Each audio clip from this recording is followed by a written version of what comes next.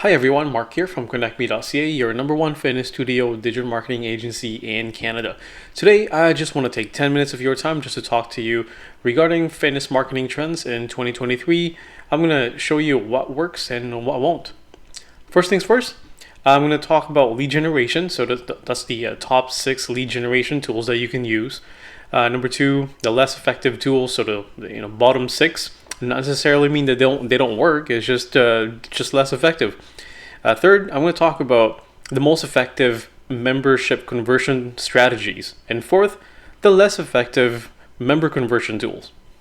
Now, if you want to skip everything and do this yourself, because I know that every single fitness studio is a bit different based on demographic and target market. If you want to identify the gaps of your digital marketing, just download our checklist. The link will be in this description below. Now, for the top 6 lead generation tools. Number 1, Google Maps and Google My Business. So they're the same thing. Google My Business does not exist anymore. It's called Google Maps now. So we did a case study about this earlier this year, and we found that 33% of website leads actually come from Google My Business. So, setting up your Google My Business properly can get you a lot of leads at a very low cost, which is about $5 per lead. Now, I'm not going to talk about the strategies here and how to do them and how to get more leads from every single lead generation tool, but I'm just listing which lead generation tools are essentially the best right now, which will trickle down to 2023. Second is search engine optimization. So this is still one of the highest digital marketing tools that has the best return on investment. We find that an average lead from search engine optimization or SEO is about $10 up to $15 per lead. Next is Facebook and Instagram ads. Now you're wondering, why is Facebook and Instagram after SEO? That's because over time, SEO becomes a little bit cheaper for you. Now again, I'm not going to go through that, but Facebook and Instagram ads, top 3rd or 3. So this is a great tool when you're wanting a fresh list of new leads and you're done targeting the same leads over and over again. Fourth, it's print media. So print media includes banner signs, your referral cards, flyers, lawn signs, and more of those. Anything you basically print and give out. So this is an amazing addition to increasing your walk-ins, and this can cost you around $5 to $15 per lead, depending on what kind of avenue do you want to print. So I know some cities in Canada, they can't have lawn signs, so obviously you're not going to be able to have those. So again, dependent on the campaign, dependent on what you're going to print. Fifth are referral campaigns. So referral campaigns, I'm talking about your 1 month free TVs, free bike. Now, referral campaigns are a great seasonal push to generate new leads from people that are already members at your gym. Based on the campaign, we're looking at about $5 to $20 per lead. So obviously, if you're going to run some sort of a referral campaign that has some big price, like a trip to Mexico or something, then that's going to cost you a little bit more than running a campaign for about 1 month free. Last but not the least, that's Facebook and Instagram posts. Now, Facebook and Instagram posts is another great way to push for new leads. That's because people that are already following you in Facebook and Instagram are mostly members already. So running some sort of a campaign to refer a member or refer someone they know would yield higher results. Next up here are the less effective marketing tools. Now, just a disclaimer, I'm not saying that these doesn't work. I'm just saying that it's less effective. May vary for every single fitness studio or business out there. Now, first thing on the list is TikTok ads. Now, TikTok is great, but unfortunately, the user base are still too young.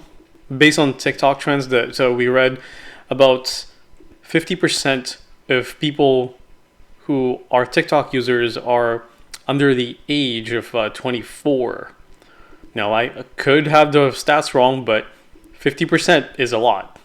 And I don't have to tell you that most people that sign up at the gym are usually around 22 to 40 years old, right? Next one are Google Ads. So Google Ads it's just a bit less effective because if your SEO is great and people already know you, plus you have a good Google My Business profile, Google ads usually are not the best just because people skip ads, right? Third, paid trials as a hook. So I know some gyms, for example, they get you to sign up for this long process on their website and then make you pay some sort of a deposit just to be able to get into the gym and try them out. I feel that that's not the greatest, and we've tried that in our websites, but they don't work as good. What happens is people intend not to give their information just because they have to sign up and give their credit card information. That's usually bad business. So, I mean, you wouldn't buy anything if you don't know what it is, right? It's the same thing as your members. Now, fifth here is business to business.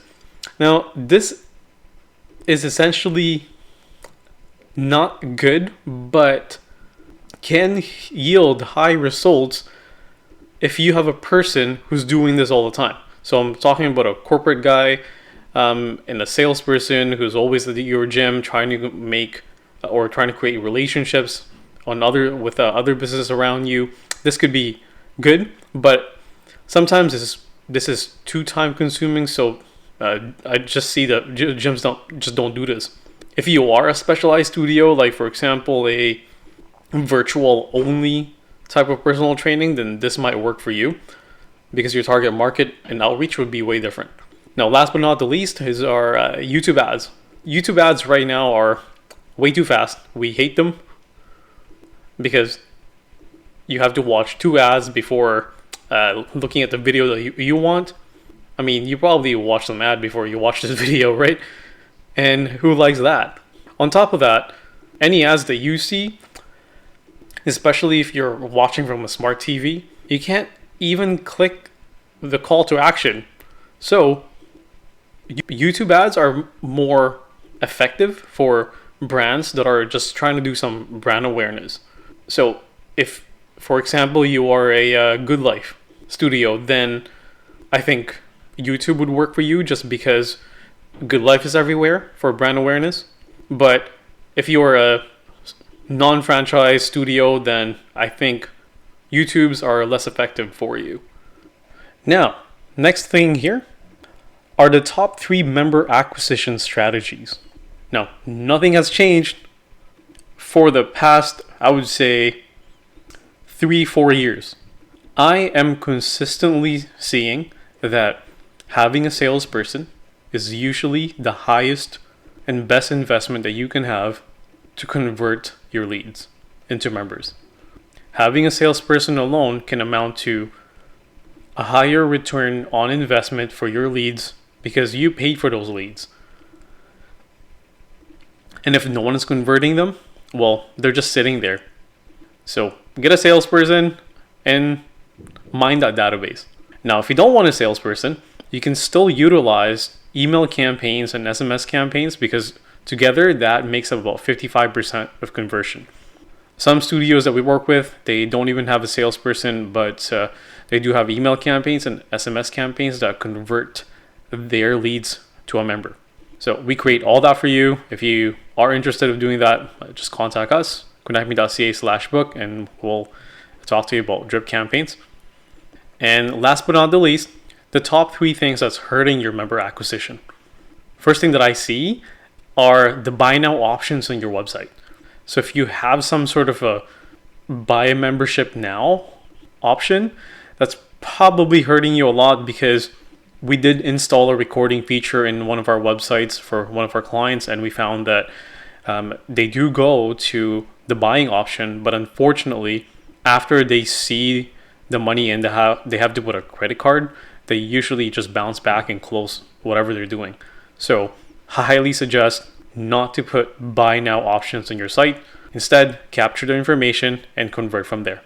Next are very long contracts.